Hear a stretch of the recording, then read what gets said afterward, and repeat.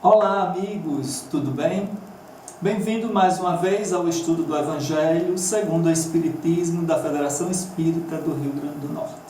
O nosso tema de hoje será tirado do livro Evangelho segundo o Espiritismo, mais precisamente do capítulo 24, onde não coloquem a candeia debaixo do alqueires. Neste capítulo, em especial, tem outras passagens bíblicas que Kardec vai fazer os seus comentários. Lembrando que neste capítulo nós não vamos encontrar nenhuma mensagem dos espíritos protetores e que auxiliaram na codificação. O item que nós iremos tratar, porque Jesus fala por parábolas, entre algumas passagens, 3 passagens que nós vamos ter, a terceira passagem é exatamente onde Jesus vai explicar aos seus discípulos por que fala em parábolas, né? E aí, a partir daí, nós vamos fazer um desmembramento dessa passagem bíblica de Jesus, que ela explica por que fala em parábolas, falando em parábolas, né? Que é muito interessante essa passagem. E ele diz o seguinte, os escritos de Mateus: os discípulos, ao se aproximarem de Jesus, perguntaram por que o Senhor fala ao povo por parábolas. E Jesus lhes respondeu: porque a vocês foi dado conhecer os mistérios dos reinos dos céus. Ao povo isso não lhes foi dado. Falo ao povo por parábolas, porque vendo não enxergam, e ouvindo não escutam e não compreendem. Neles se cumpre a profecia de Isaías, que diz: ouvirão com seus ouvidos e não escutarão, olharão com os seus olhos e não enxergarão. Fecharão os olhos para não ver e os ouvidos para não ouvir. Dessa maneira, evitam que seus corações recebam os ensinamentos e se convertam, permitindo assim que eu possa curá-los. Mateus capítulo 10, capítulo 13, versículo 10 a 15. No mesmo capítulo de Mateus, lá na Bíblia, nós vamos encontrar outras parábolas de Jesus, como a do semeador, a do trigo e do joio, a do grão de mostarda, a do fermento, o tesouro e da pérola e também o da rede. Detalhe importante, dessas parábolas que Jesus fala no capítulo 13, somente 2 Jesus vai explicar aos seus discípulos, é a do semeador e a do trigo e do joio. Então, essas 2 mensagens ele vai falar para seus discípulos. Detalhe, Jesus explicava de forma mais acolhedora no descanso noturno, mas não falava tudo para seus discípulos, porque era necessário também que eles desenvolvessem o lado intelectual de analisar, de poderem, acima de tudo, refletirem sobre as palavras de Jesus. Então, Jesus estava preparando este grupo para quando ele retornasse à pátria espiritual, esses seus discípulos fossem exatamente os propagadores das suas ideias cristãs. Então, Jesus foi preparando exatamente esses seus discípulos para que eles dessem continuidade às atividades no futuro, quando ele partisse para o mundo espiritual. Mas aí tinha um dado muito importante para a gente entender, porque existia um conhecimento que Jesus levava da vida espiritual, do reino de Deus, para uma população, e existia aquele conhecimento que era mais restrito aos seus discípulos. Então a gente vai encontrar esse conhecimento para a população, um conhecimento esotérico, ou seja, um conhecimento esotérico com X, ou seja, eu levo o meu conhecimento para uma grande massa em praça pública, para que todos possam ouvir. Mas quando Jesus se recolhia com os seus discípulos, ele levava um conhecimento esotérico com S, onde vai passar essas informações e explicações, mas em particular para aquele grupo menorzinho, para aquelas pessoas em que estão mais preparados do que aqueles que estão na multidão, naqueles que escutavam tudo. Então a gente vai entender a partir daí que Jesus falava para todos, era um vocabulário universal. Desde que Jesus, há 2000 anos atrás, nos trouxe o conhecimento da vida espiritual, o reino de Deus que todos esperavam naquela época, que entendia como um reinado material, e que Jesus estava mostrando que o reino dele não era desse mundo, era um reinado totalmente diferente, e que ele trazia esses conhecimentos paulatinamente. Não era conduzindo de forma abrupta esse conhecimento, porque Jesus conhecia cada um que estava ali, inclusive conhecia os seus discípulos e sabia suas capacidades intelectuais e suas capacidades também morais de cada um.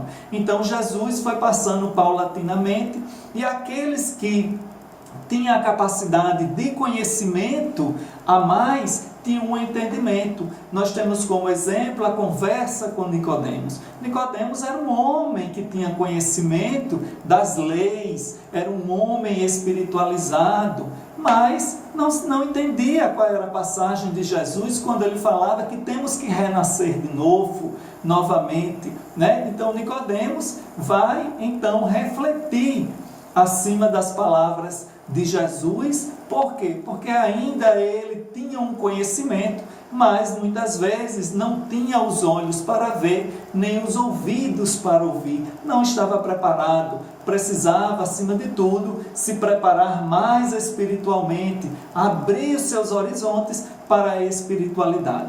Então a gente vai entender uma parábola como uma narração alegórica, na qual é um conjunto de elementos que evoca por comparação outras realidades de ordem superior moral. Ou seja, Jesus utilizava as parábolas, os elementos que envolvia aquele grupo que ali estava, através de elementos constitutivos para o entendimento dos pescadores, utilizava a rede, a pesca, o peixe, para o tecelã, a agulha, a lã, enfim, o tear, e assim sucessivamente ele ia falando para aqueles grupos que se interessavam e se aproximavam dele para escutar as suas parábolas, os seus ensinamentos, que até então muitos deles não entendiam e procuravam os discípulos de Jesus para algumas explicações. E nós vamos ver também que os seus próprios seguidores, discípulos,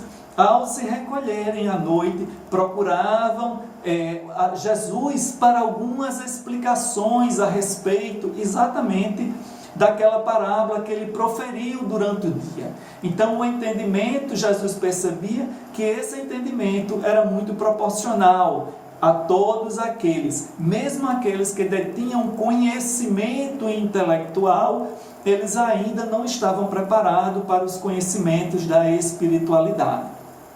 Então, a correta interpretação das parábolas possibilita cada vez mais essa aplicação universal de todos os tempos. Desde que Jesus falou em parábolas e que seus discípulos colocaram, os evangelistas colocaram, Mateus, o Marcos, o Lucas, o João, colocaram exatamente todos os conhecimentos adquiridos com Jesus, colocaram no Novo Testamento, está imutável. Então, as mensagens de Jesus através das palavras são universais. O que modificou ao longo desse tempo, ao longo dos anos, foram as interpretações. As religiões passaram a fazer as interpretações à luz dos seus desejos, à luz das suas conveniências. Mas o Espiritismo, ele retorna para o cristianismo redivivo e vai lá para a origem, para pegar os escritos da época de Jesus e dos seus discípulos e dos seus evangelistas, e vamos traduzir exatamente, levando em consideração todo um histórico, toda a geografia da época, toda a cultura, toda a parte política que existia naquela época, para poder as palavras terem um sentido muito mais claro do que simplesmente fazer um entendimento ao pé da letra das parábolas de Jesus. Então o Espiritismo, através da codificação do Evangelho segundo o Espiritismo, vai nos trazer de forma clara, precisa, como devemos interpretar essas passagens bíblicas de Jesus, qual realmente a finalidade dessa passagem, quando ele fala de camelo, quando ele fala de ondas, de peixes, enfim, quando ele coloca esses elementos, que evoca dentro da parábola um sentido muito mais real do que simplesmente ler ao pé da letra. E nós vamos entendendo que essas mensagens, cada vez que nós lemos uma parábola de Jesus, nós temos um entendimento. Se passarmos alguns anos e formos fazer a mesma leitura e o nosso grau de entendimento, o nosso leque de conhecimento se amplia, nosso entendimento com relação a esta parábola se torna de outra forma, de uma forma muito mais abrangente do que nós tínhamos há um pouco atrás.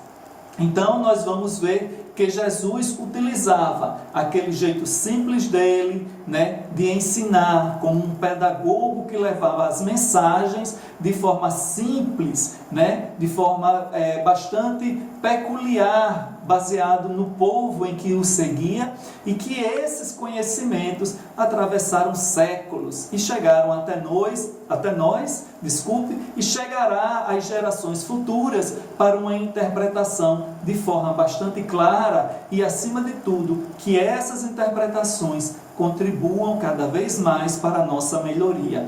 Então, cabe a nós nos esforçarmos, de colocar em prática os conhecimentos que nos é dado através do Evangelho, porque estes conhecimentos vai nos levar ao Altíssimo, vai nos levar ao caminho que Jesus, quando vinha colocar para nós, que nós nos devemos nos encaminharmos para o reino dos céus. Mas não era um reino como todos imaginavam, mas um reino onde nós tivéssemos conhecimentos da espiritualidade, conhecimento da vida após a saída desse corpo físico em que nós estamos utilizando para a nossa melhoria. Então, cada vez mais, nossa espiritualização faz com que entendamos essas parábolas de forma muito mais clara e precisa. Então, o Espiritismo, ele nos vem trazer uma luz, uma explicação das parábolas de uma forma bastante esclarecedora, de uma forma em que nós possamos entender e que nós possamos colocar em prática. Quando a codificação, através do lançamento do Livro dos Espíritos, de 18 de abril de 1857, que nos traz todas as informações, que vem nos revelar a existência de Deus, a comunicabilidade dos Espíritos, a pluralidade dos mundos habitados, a encarnação e reencarnação, o mundo espiritual, a lei de causa e efeito, dentre outras. Então, a codificação, no seu conjunto maior, nos prepara para uma vida espiritual muito mais firme em termos de conhecimento e certeza de como somos espíritos imortais. Cada vez que estamos estagiando no corpo, adquirimos esse conhecimento. E esses conhecimentos adquiridos nos levam ao Evangelho do Mestre Jesus com um entendimento muito mais amplo. Então, facilita para nós o conhecimento. Saber, conhecer e estudar é a grande ferramenta para a nossa melhoria. Então, quando Jesus falava exatamente àquele povo, a gente também tinha que se reportar qual o nível social daquela população. Será que eram pessoas inteligentes? Será que pessoas que tinham boa compreensão? Será que eram pessoas que tinham dinheiro? Ou seriam pessoas muito pobres, em que Jesus realmente se dirigiu e que passava por grandes dificuldades? Sabemos por todas as passagens de Jesus, em que Jesus ia ao encontro desses mais carentes, de prostitutas, de doentes, de leprosos, de pessoas doentes moralmente, mas que Jesus levava o seu conhecimento, o seu acalento para aquelas pessoas, dando esperanças que tudo vai passar, que tudo que aquilo está se vivenciando são frutos, muitas vezes, das nossas ações e que aquilo irá passar, porque as experiências que nós vivenciamos, elas têm um fundo de verdade que é a nossa melhoria. Então, essa população era uma população em que Jesus se dirigia, a grande massa de sofredores. E aí tinha aquela classe média, aquela classe onde era exatamente dos escribas, dos fariseus, mas era uma classe era uma minoria, podemos assim dizer, que detinha o poder, em que eles não se misturavam com essa grande massa, mas sim influenciava essa grande massa com os seus pensamentos e, acima de tudo, manipulava tudo isso aí. Então, era o que Jesus fazia, abrir os olhos dessa grande massa para esse pequeno grupo que manipulava-os e que cada vez mais deixavam eles em uma condição de pobreza e de sofrimento. Então, Jesus vai ao encontro das mulheres, Jesus vai ao encontro dos doentes, dos leprosos, dos cegos, enfim, de todos aqueles que buscavam a melhoria e, acima de tudo, esperança por dias melhores. Então, Jesus fala em parábolas porque atingia a todos, mas o entendimento era proporcional à capacidade intelectual e à capacidade de desenvolvimento que cada um tinha intelectualmente e moralmente. Então, Kardec vai fazer um questionamento na questão 628 do Livro dos Espíritos, que ele pergunta o seguinte: por que a verdade não foi sempre posta ao alcance de toda a gente? É uma boa pergunta, né? Como nós já falamos, porque nem todos estão intelectualmente preparados para ver a luz, nem todos estão preparados, acima de tudo, para escutar a verdade. E a espiritualidade vai responder: importa que cada coisa venha a seu tempo. A verdade é como a luz. O homem precisa habituar-se a ela, pouco a pouco, do contrário, fica deslumbrado. Jamais permitiu Deus que o homem recebesse comunicações tão completas e instrutivas como as que hoje lhe são dadas. Então, a gente vai perceber que o Consolador prometido por Jesus há mais de 2000 anos, quando ele se preparava para partir para o mundo espiritual, ele nos deixou um grande legado, que é o Consolador prometido, que é o Espiritismo. E aí, nós, hoje, atualmente, já recebemos tantos conhecimentos da espiritualidade, tantos esclarecimentos das parábolas de Jesus, porque nós já estamos mais preparados intelectualmente, mais preparados moralmente. Lógico que com o passar dos anos, pelas nossas vivências no bem, pela prática, acima de tudo, no amor ao próximo e na caridade, nós iremos entender esse amor universal que Jesus tanto falava há 2000 anos, que nós vamos nos reunir todos em espíritos puros, onde teremos um objetivo comum, é amar a humanidade de todas as formas. Então, se Jesus tivesse colocado de forma abrupta todos os conhecimentos para as pessoas, certamente alguns deles não dariam a valorização necessária sobre esses conhecimentos, porque na realidade os conhecimentos eles são dados proporcionalmente. Então, dar o conhecimento de forma abrupta, dar de conhecimento de uma vez só, alguns absorveriam, outros se assustariam e alguns não dariam a menor importância a esses conhecimentos. E aí a gente vai encontrar lá no livro uma frase de Chico Xavier, de Emmanuel, né, psicografada por Chico Xavier, que ele diz que a maior caridade que podemos fazer pela doutrina espírita é a sua divulgação. Então é através da doutrina espírita, quando a gente não coloque a candeia sobre alqueires, ou seja, que a gente coloque em um lugar onde todo mundo possa